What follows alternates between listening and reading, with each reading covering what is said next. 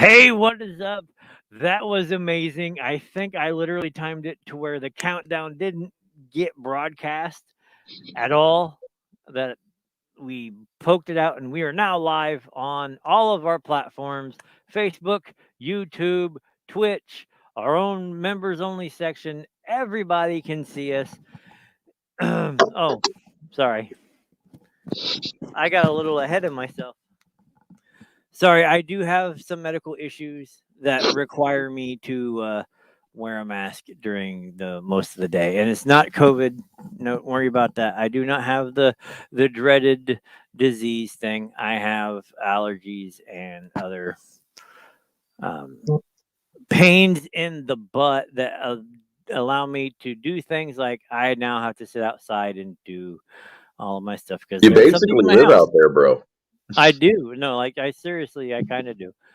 Um, We still love but you, but now you're just our porch troll. It's fine. right. But it does allow me to like this fine evening. I am sitting outside. I am enjoying the weather uh, that we have right now. The low 70s in October. It's Yeah. pretty awesome. Not gonna lie. Um. So if you were to see my setup outside, it's a little bit ridiculous. I have like almost a little mini studio set up on my porch right in front of my swing. It's ridiculous. It is above and beyond. But I tend to be extra sometimes, and this is what happens. But And this as you is guys, Geek Public Radio. We are talking about the 31 days of Halloween. This is our second trip through. This is week 2 of October, and we are having a fun time with all of this stuff. And as soon as we come back, we will start talking. What is the show tonight? We ended with the first show for Friday. Now this will be how do you end your night on Friday, and then we're going to talk all the way up into the next Friday. So.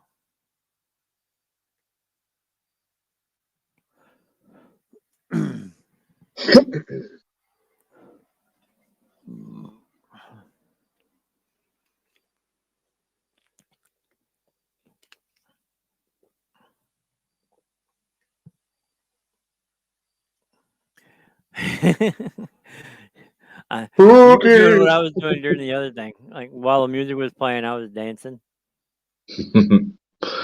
so yeah, as you guys can see, I'm nestled deep in the studio, um, He's deep up in it.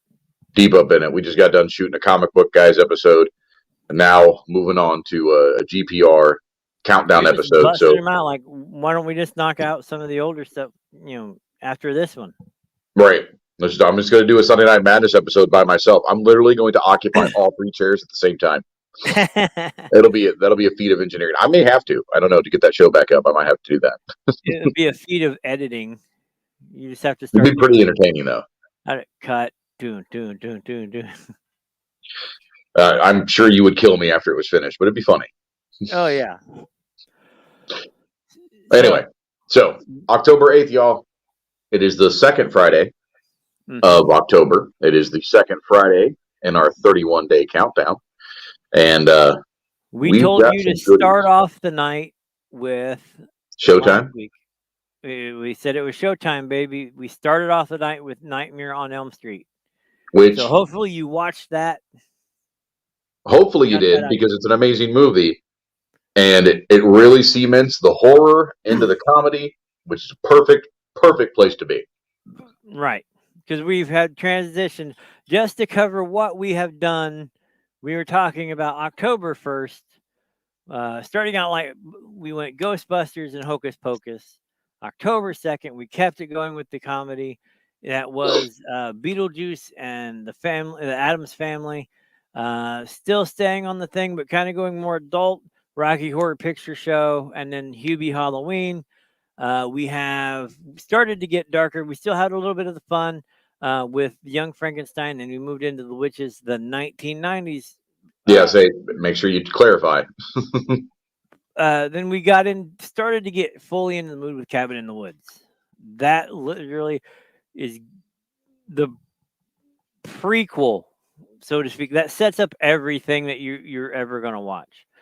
Then we had Paranormal Activity for October 6th. We had Sleepy Hollow and The Craft.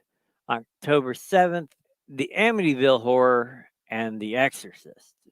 Two And very depending on yes, your generation, you could either watch the original, which I think is the better of the two options, yes, simply because it's the theme to Poltergeist, or it's the theme with The Exorcist, to pair those two together. So it's a really, really good choice. Leading us into, like I said, Showtime Baby on the 8th, and that's Nightmare on Elm Street. And would you like to bring in the one to cap off for tonight? You got to bring it in, guys. So we just watched Nightmare on Elm Street. So we're going to cap the evening off with a little sweet high school drama. Nothing too crazy. Just a story about a girl, some It's like High School bullies, Musical. some pyrokinesis, and a whole lot of pig's blood. I'm talking about Carrie, baby. You can't go wrong with that. That is an ultimate story of revenge, psychopathy, and just your average everyday girl in high school. It's Right. perfect. Exactly. So that is your homework for tonight, is to finish up Nightmare on Elm Street and kick it off with Carrie.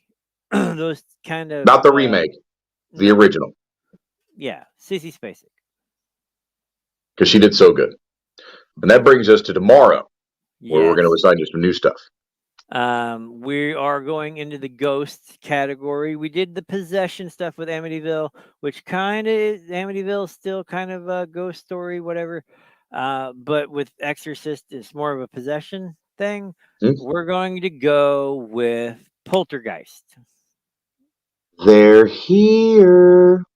You cannot get past the creep factor of a Linda little Blair, not girl. Linda Blair, that's Exorcist. The little girl, I can't remember her name.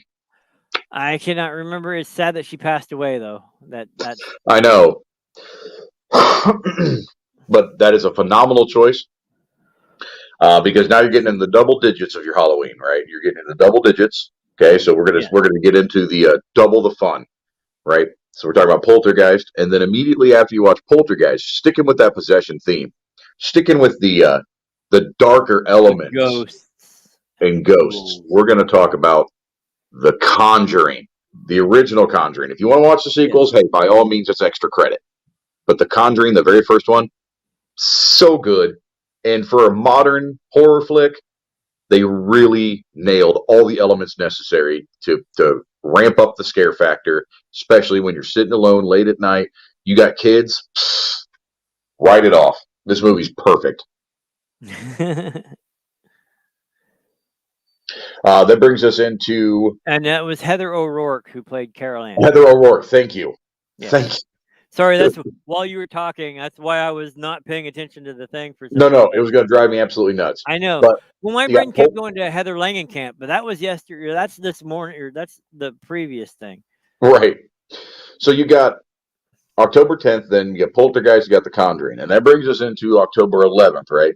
You got the singles, and they're ready to mingle. I'm talking about The Thing, baby, the 1982 John Carpenter classic, The Thing.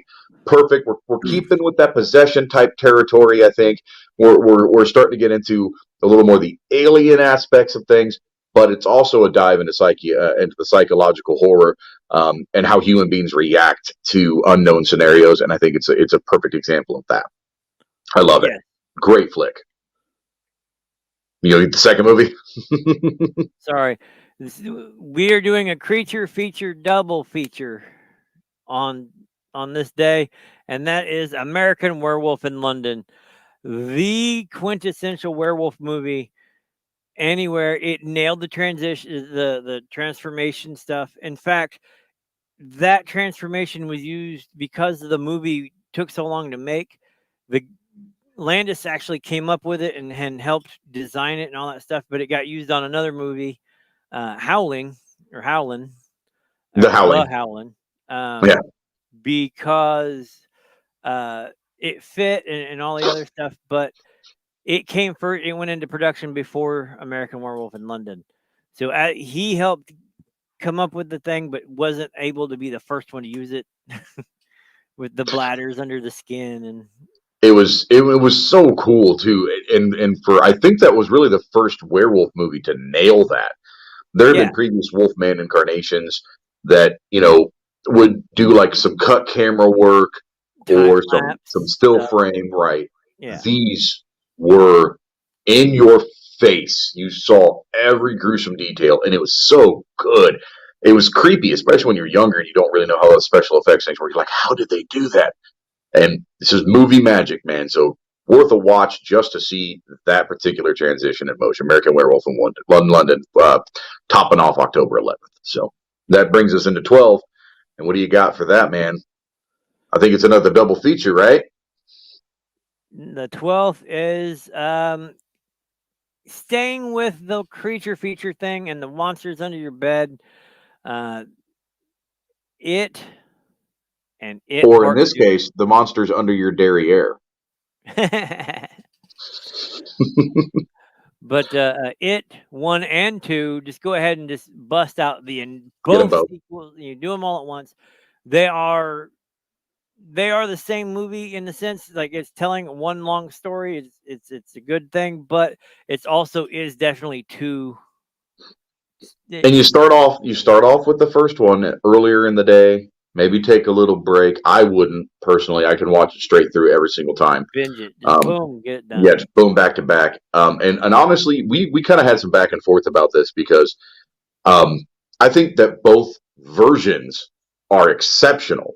The original version, of course, has that nostalgic feel to it, and it's closer in its pacing to the book, but the remake was so good and it held true in so many ways to the intention of the story. And the clown, he Pennywise is so good in that, and it is such an amazing flick. They did such a good job, man. And so I will tout both of them. The first one. I mean, if you want extra credit, go ahead and watch all 4. Yep, I do, and they tell a different story too. That's what's great. The miniseries, and the movie. So yep. I mean, all right. So we got it part 1 and part 2 for October the 12th, and since we're in the realm of the masters of horror, right? We're talking about Stephen King, right? So how about we sample some wares from some different authors who are also masters of their craft? As a matter of fact, this next flick, Masters of Horror: Dreams in a Witch House, is one of my favorites. It is a great collection. It's a horror anthology, much of the way Black Book is, by the way. Yeah, but there's this spread out and different directors, different masters of horror directors, and they're good. They're cool because they're tied into these shorter little flicks that do a great job with each of their stories. And I know you've got a couple of your favorites from there. So, yeah. So, like I said, Dreams in a Witch House. Stuart Gordon always nails his Lovecraft adaptations. I love Stuart Gordon. I love the adaptation of Dreams in a Witch House, but I also like Cigarette Burns. And that's the second movie. So you got Masters of Horror, Dreams in a Witch House. You got Masters of Horror, Cigarette Burns.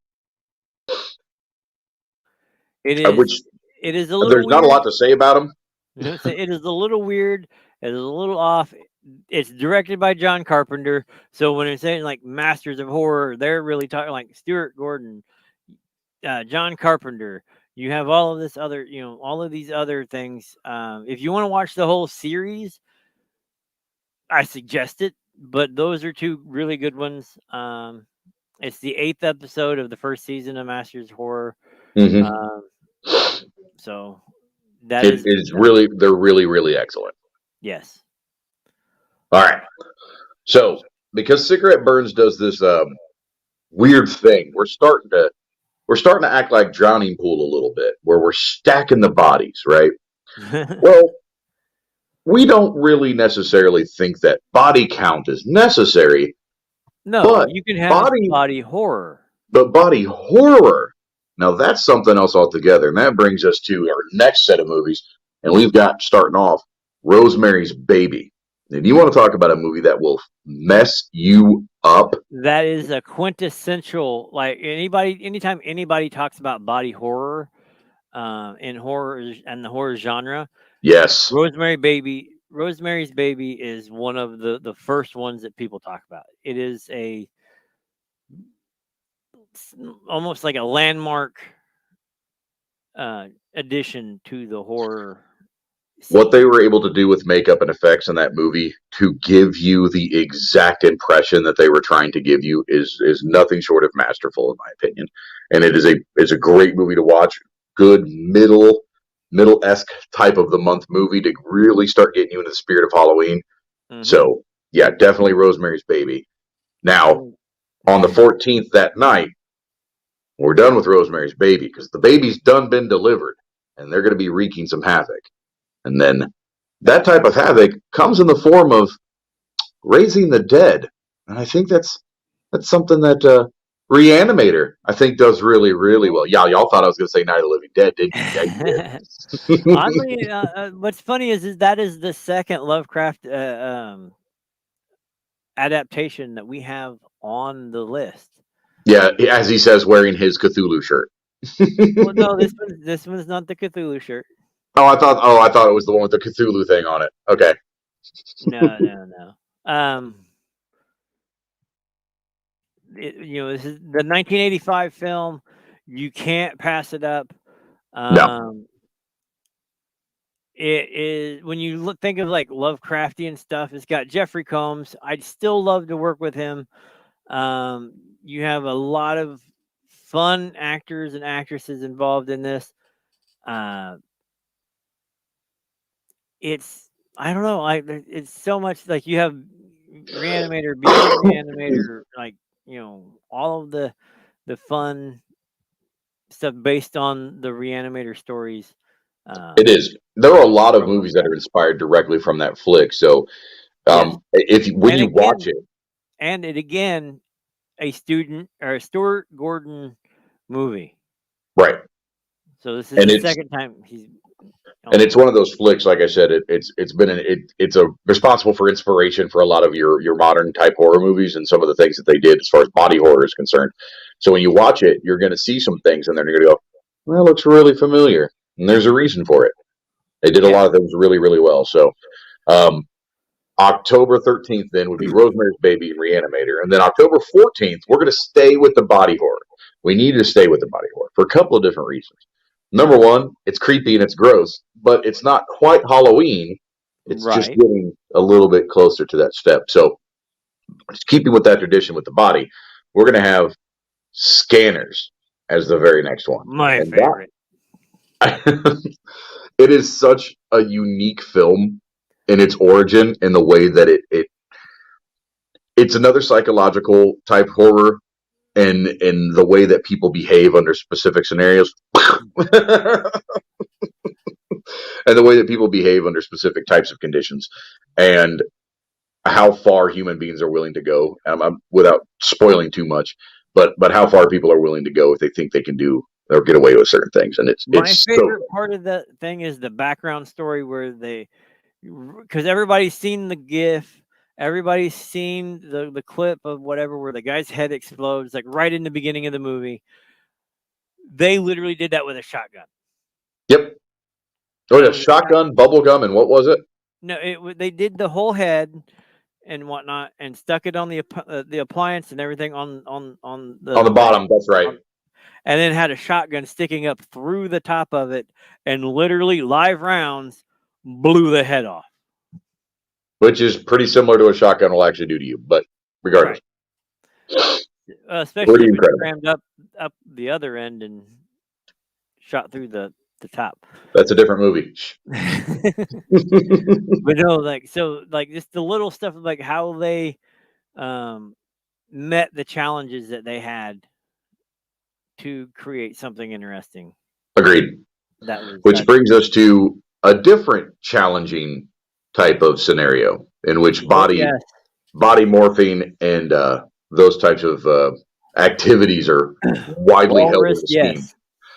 Two things about this next movie. Number one, don't ever trust the kind old man with a house in the middle of nowhere that looks like a mansion. Just don't. Number two, don't be Justin Long in a horror movie. We're talking Right. about Tusk, baby. Well, don't be Justin Long. Just don't be Justin Long, right? Right. Gotta throw a Kevin Smith nod on here. He's a purveyor of horror. He loves them, and he does a very good job with this, I think. So definitely worth a watch.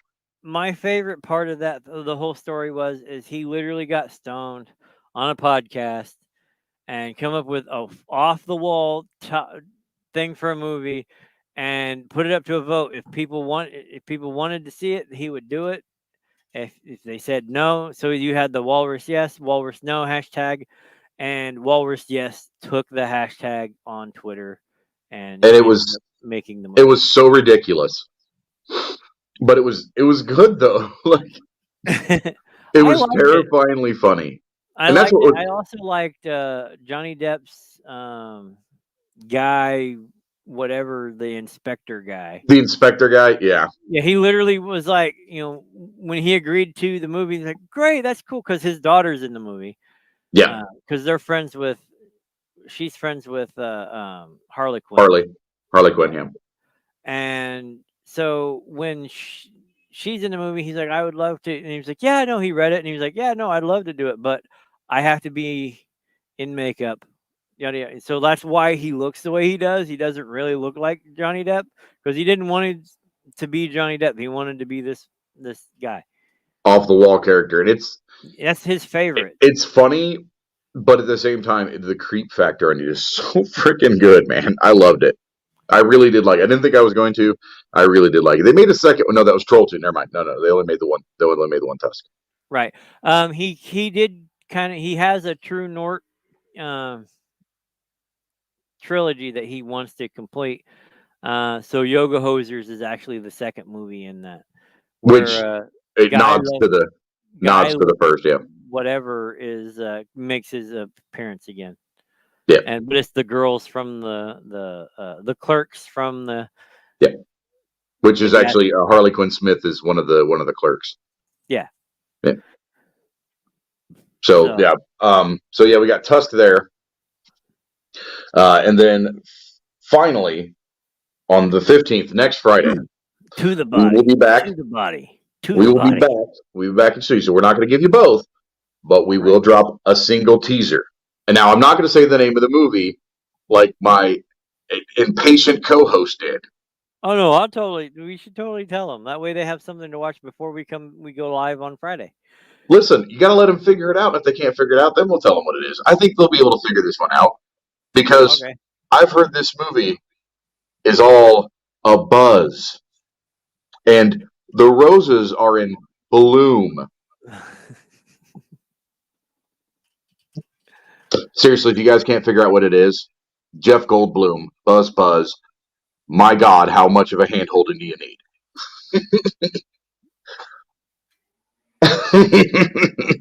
That'll be movie number 1 for your October 15th. That'll be your setup for our next episode of the GPR countdown of the 31 days of Halloween. Tell them where you're going to be and broadcasting and with me live on the 15th. Where are you going to be from? Well, I think that I might be at Fort Wayne. But what could I be doing up there? I was told I needed to be a place to do a scary thing. What was the thing? Sodomy. Right. Wait, no. No, we talked about this. No, so next weekend we're going up to Days of the Dead. DeadCon. DeadCon. Sorry, I'm all the way in November right now. DeadCon in Fort Wayne, where I will be joined by Mr. Don Becker himself from Rutledge Productions, who will be helping us promote our own horror flick, The Black Book, which is an anthology collection of horror movies. You guys can actually check that out on Amazon.com. Right now it is on Prime. You can rent it. You can buy it. You can do all kinds of fun stuff. So if you guys want to check out the movie that won the best feature film from Gen Con Film Festival, You guys definitely want to check this out. It has the amazing Emmanuel Carter, the impeccable Dominic Wilkins. It has, excuse me, the burping genius, yours truly, Mr. Crazy Chris, in there as well. Steve Durgarn is in the movie, as well as so many more. Ari Lehman, Mr. First Jason himself, will also be in the flick as well. I mean, he's pretty cool, I guess. He's in the movie, and he is also at the convention at his own booth signing. Can't forget about Mark Nash. Mark, I didn't forget about you, buddy. Yeah, well, and Mark. But if you're going to be in Fort Wayne or in the area, go check them out. Medical issues as keeping me sidelined and keeping me at home. Unfortunately, some of the eagle-eye people have asked why I was in a wheelchair while in the pictures for Gen Con. That is part of my medical issues, but we're still able to do the show. We're still able to have fun. And hopefully here soon, I will be able to be back on the road because we have Lexington, Kentucky coming up. We have Days of the Dead Chicago coming up. All of that and a lot more. We keep being asked to do more and more stuff. Every single day. So every single day. But that is what we are going to be doing. He will be broadcasting. He will be coming to you live from the place. Check out the check out the Facebook page for the Black Book. On there somewhere is our link tree to get all of the stuff, like all of our socials and all of the other stuff. But he'll be doing stuff live during the day with him and Don and Ari and whoever else he can rope into talking. I will not, like I said, unfortunately, I won't be there, but we will be able to do our show via the magic of the intertubes, just like we're doing now, without any hitches, problems. Also, guys, as well, thank you so much for stopping by. Make sure whatever platform you are on, you like the video, subscribe to the channel, so that way you guys don't miss a thing. We've got excellent episodes. As I said, I just finished up rapping with Big Dave, doing the comic book guys. We have the GPR shows that we do as well. We also have Criminal Fix and so much more. And also, make sure to tell your friends, man. Any of the podcast stuff, I'm on the road constantly, driving back and forth. Sometimes my commute's a little home. So listening to podcasts, stuff like that's how I pass the time, man. There's really nothing good on the radio anymore besides a cool podcast, and that happens to be what we want to bring to everybody. So if you guys would pass the word along, that's how we grow. That's how we get bigger. That's how we keep bringing you guys award-winning movies. Every single subscription, membership, all those things actually help us out tremendously. So we do appreciate those who already have subscribed and those who have bought the movie and the book. Thank you guys so much. Also, big special shout out to our sponsor, daysandnightsbooks.com, where you can get all your gaming needs, dice trays, accessories, dice, books, gaming, anything related to nerd culture, other than PopCon stuff, whatever. Right down there in the description box, you guys can check them out. daysandnightsbooks.com, DAYZKNIGHTS Days and Nights Books. Thank you guys so much, and a big special shout out as well to Rutledge Productions. And if you guys want to consider advertising with us, really easy to do. So again, I've been Crazy Chris. Thank you guys for tuning in. I really appreciate it. Take your way, bud. Wrong side. Wrong side. It was so clean. All right, so thank you for hanging out with us this fine evening. We will see you next week. This is Topher. That is Crazy Chris. This has been Geek Public Radio's 31 Days of Halloween right here on geekpublicradio.com. All of our platforms. We will see you next week. Peace.